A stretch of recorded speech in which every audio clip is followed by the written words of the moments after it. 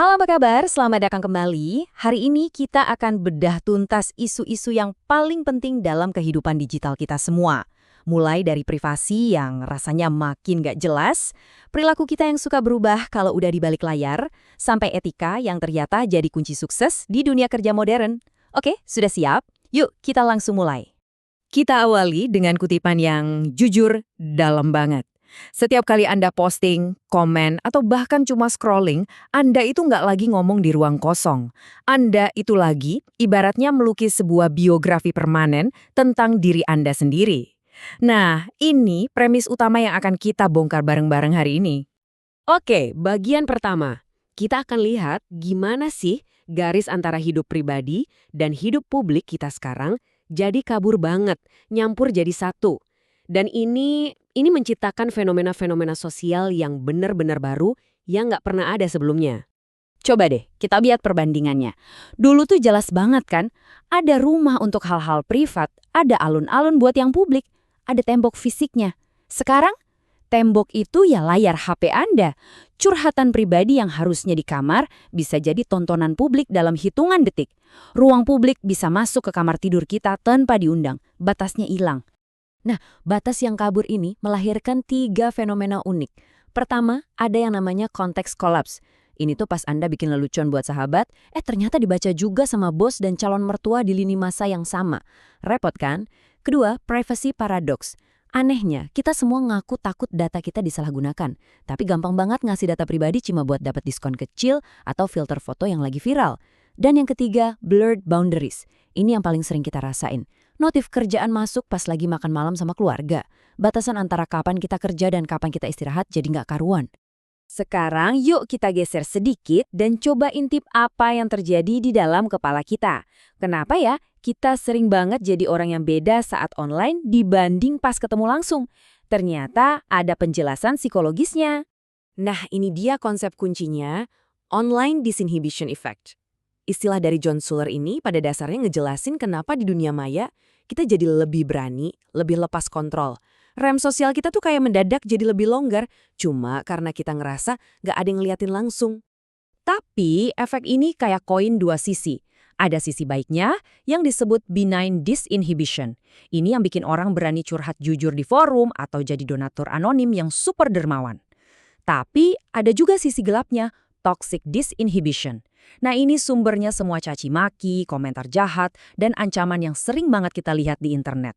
Menurut Suller, ada 6 pemicunya. Pertama, kita merasa anonim. Toh nggak ada yang tahu siapa gue. Kedua, kita nggak kelihatan secara fisik. Ketiga, komunikasinya nggak langsung. Bisa ninggalin komen pedes terus langsung kabur. Keempat, kita seolah-olah ngobrol sama suara di kepala kita sendiri pas baca teks. Kelima, kita sering ngerasa, ini kan cuma dunia maya, cuma main-main. Dan yang terakhir, kita jadi merasa setara sama siapapun, bahkan sama figur otoritas. Nah, kombinasi 6 hal inilah yang bikin kita jadi super berani di online. Oke, dari apa yang ada di pikiran kita, sekarang kita beralih ke dampaknya di dunia luar.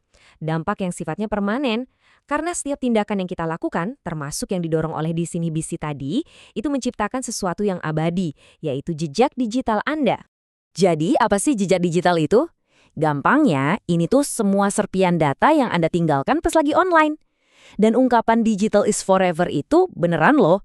Internet itu nggak punya tombol delete yang sesungguhnya. Sekali sesuatu masuk ke sana, hampir mustahil untuk dihapus total. Jejak ini ada 2 jenis. Yang aktif itu yang kita sadar kita tinggalkan. Postingan, email, komentar. Ini data yang sengaja kita bagiin. Tapi ada juga yang pasif. Ini data yang dikumpulin tentang kita tanpa kita sadari. Contohnya, riwayat pencarian Google Anda, lokasi Anda dari alamat IP, sampai kebiasaan browsing yang dilacak sama cookies. Dan ini konsekuensinya nyata banget. Soal karir, sekarang HRD tuh ngecek media sosial kandidat. Postingan konyol bertahun-tahun lalu bisa bikin Anda gagal dapat kerjaan.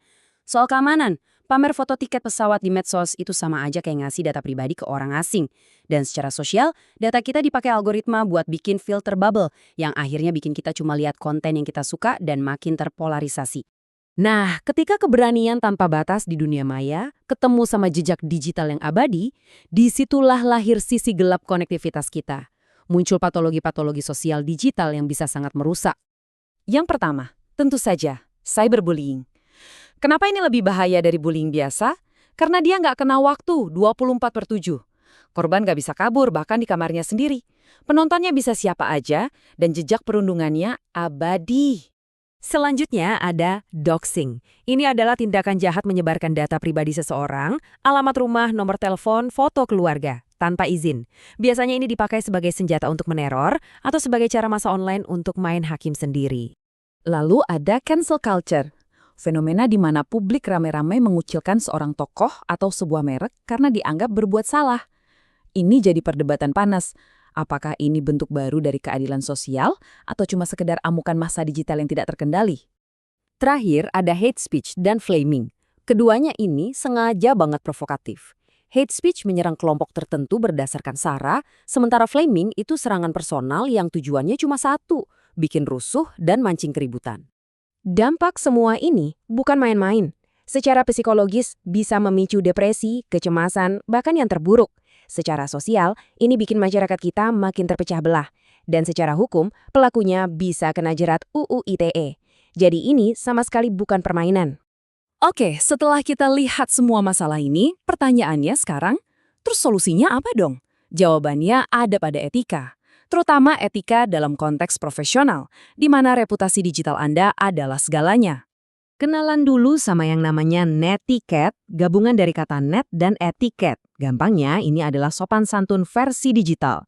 Aturan tak tertulis biar komunikasi kita tetap sopan, jelas, dan efektif, apalagi di lingkungan kerja. Nah, ini ada panduan praktis yang penting banget.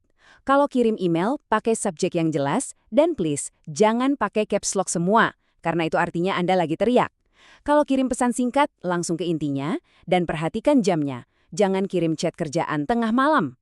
Dan pas video call, biasakan mute mic kalau nggak lagi ngomong, dan usahakan latar belakangnya profesional. Simple, tapi dampaknya besar. Ada 2 tips tambahan yang super krusial. Saat komunikasi sama atasan, selalu hormati posisi. Perkenalkan diri, sampaikan maksud dengan jelas dan ringkas. Dan ini yang paling penting, jangan pernah, sekalipun, mengirim pesan pas lagi emosi. Ingat, jejak digital itu abadi. Terakhir, pisahkan akun profesional Anda kayak LinkedIn dengan akun pribadi. Jaga citra diri. Jadi, kita sampai di rangkuman. Ada 5 poin kunci. 1. Privasi sekarang bukan cuma soal data, tapi soal identitas. 2. Disinhibisi online itu nyata dan mengubah cara kita bicara. 3. Jejak digital kita adalah CV kita yang tak terlihat. Dia terus bicara meskipun kita diam. 4. Semua patologi digital tadi adalah harga dari kebebasan tanpa etika.